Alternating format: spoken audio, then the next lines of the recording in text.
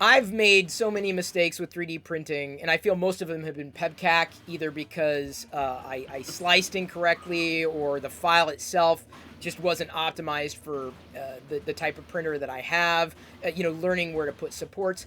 But what are some of the more common mistakes that people make with 3D printing, especially when they're just starting out?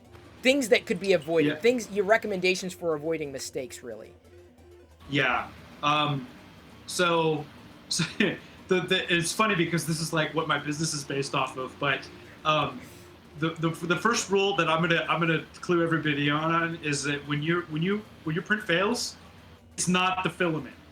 Like the filament is the first thing that everybody wants to play because I think everybody thinks like the minute I open my bag of filament, like I'm on the clock. Like this stuff is just decomposing in front of me, and they're worried that it's absorbing water, and that is true. This is a hygroscopic material, and different filaments will absorb moisture, and that will degrade the quality of your print. But there are literally like 1,000 different variables that go into getting a successful 3D print out there. And so your ability to think methodically and work through the problem in terms of like, well, okay, what is the output that I'm getting? And what are the variables that contributed to that? What are the heat? What's the heat? Not just the settings of the printer, but like what's the environment that I'm in? Like, is my 3D printer like sitting by an open window with like a breeze blowing on it? Like, there's a lot of little things that when you're first getting into it, you just don't even occur to you that will potentially not set you up for success, right? So first step is spend a little time doing a little research. Like this is a tool. I know everybody wants to get excited and get printing and all that stuff, and that's great. You can certainly go to Thingiverse or Prusaprinters.org or Colts 3D and download some models and print some stuff. And in fact, that's a great way to get started. Find a model you like, print it out, see how it did. Maybe you're lucky and you got a great result off the bat. Typically, you're going to get something that's okay, and you don't even know that it's like it might look good to you as your first time going in, but you have no idea really what to compare it to. Like maybe the layer lines are like completely jagged and stuff like that, but as a noob, you have no concept. So you're probably going to want to spend some time in some forums or having some, hone your craft just like anything else. Keep in mind it is a tool. It's not the Star Trek replicator that everybody keeps expecting it to be, right? I don't know that we're ever truly going to get there. I mean, I probably, but I don't know. What do you think?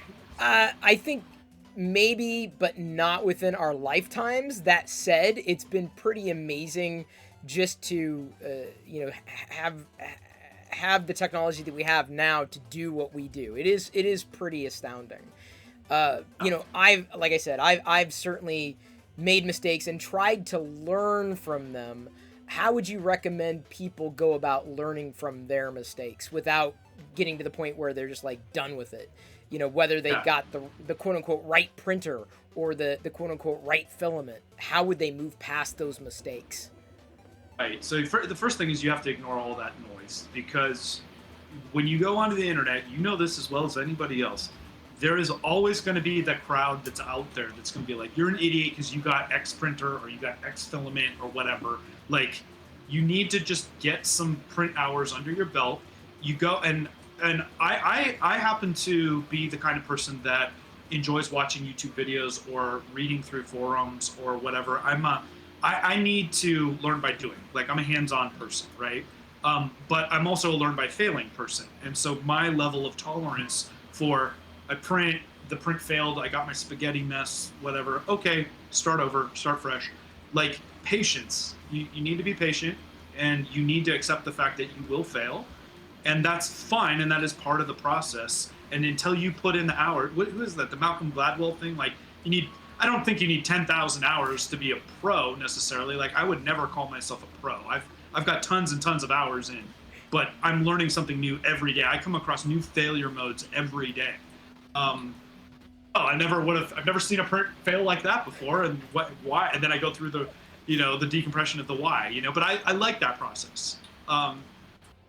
So that's what I'm saying. I think that anybody starting now is in a really good. This is a really good time to be getting in because you can like you picked a really great time to get in, right? Because you benefit from all of the learnings and the teachings and the development that brought us to, say, the Prusa Mini, that that gives you really good odds of success right out of the gate.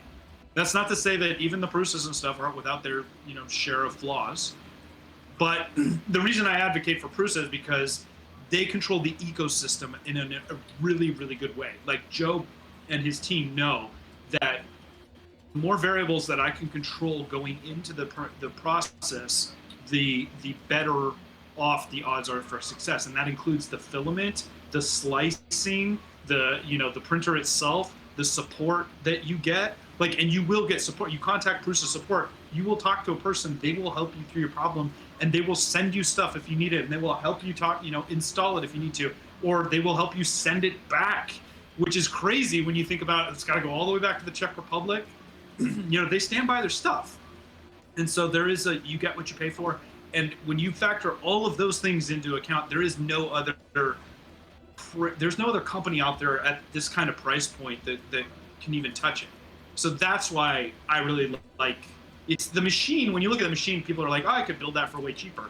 And that's true. But what you can't do is expect that degree of ecosystem completeness. Right? That was one of the things that shocked me the most when I had the opportunity to basically test this. This is a review unit. I leapt at the opportunity. I didn't realize, I knew there were a lot of 3D printers out there, but just how far ahead of the game the Prusa Mini would put me because of auto bed leveling, right? These are small features that, it's a spec, right? It's a checkbox. And, not knowing anything about it, I'm like, I don't know what that means. But over the course of the past, 6 or so months that I've had this, since February, so it's maybe a little over 6, I heard from plenty of people who jump into the live stream on Twitch because they see I'm 3D printing or we're talking about 3D printing, and they've got random 3D printer X. No, I'm not going to mention any names, but it's been nothing but problems, problem, and I keep hearing the same problems or similar problems from certain brands. I'm like, I've never had to deal with that, and so not having to have those problems, I'm not going to say I got spoiled with Prusa, but it feels like Prusa has definitely spoiled me to the point where if I got a second one, because I'm fine with one, I don't have an addiction like you, I don't need to be surrounded by them, but I don't have a business like you either. It would probably be like a Mark, whatever maybe the next Mark would happen to be, or maybe when the next Mini Plus the next Prusa Mini that's released, I'm going to pass this one along to my brother, who I'd like to see 3D printing because he's done CAD work in the past. So it's I didn't realize that Prusa was as reputable as it is. I didn't expect it, and I've seen that mirrored in the people who enjoy it just as much as you do. Yeah, and again, my intent here isn't necessarily. I advocate for them because it's like I've used Prusas for so long, and I understand. But you're right. You're lucky you didn't have to pay some of the dues, but we're all, to the extent, we're built on the shoulder of giants, right? To some extent, right? Like we wouldn't be where we were, like, because the board technology that goes into these has had 20 years of development prior, and gotten us to this point where it's become cheap enough and affordable enough for us.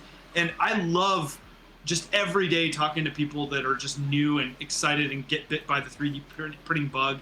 And I'm really happy to see somebody like you that I think you timed it right. You got the right machine to start. You see the potential and the excitement, and it's fine. You can just have one. Like if you just want to have one to print, get enjoyment out of it as a hobby, fantastic. You should. But what inevitably most people that people in the chat will tell you, it becomes an addiction to some extent, right? Where it's like, ooh, and then I get my next one in. See, but you're not that way. Yeah, I don't, and it's possible that I would get another, but I'm fairly confident because I'm watching at a distance, like, oh, that looks kind of interesting. I see Loyal Moses playing with his stuff, and Joel's always showcasing something new, but like, I'm kind of happy with what I got, and I'm not trying to push the envelope apart from maybe going down the path of resin. But even then, I'd probably want to stick with Prusa based upon the experience that I've had, and just knowing that there's a great community behind it, a very supportive community, and I've had as far as I'm concerned, a fantastic experience with my Prusa Mini, which is why I'm thrilled that Loyal is giving away, not mine, not one of his, but he's giving away a Prusa Mini Plus in the stream on Twitch tomorrow night. I'm going to be there. I'm going to win it. You could. I don't know. Do you have room?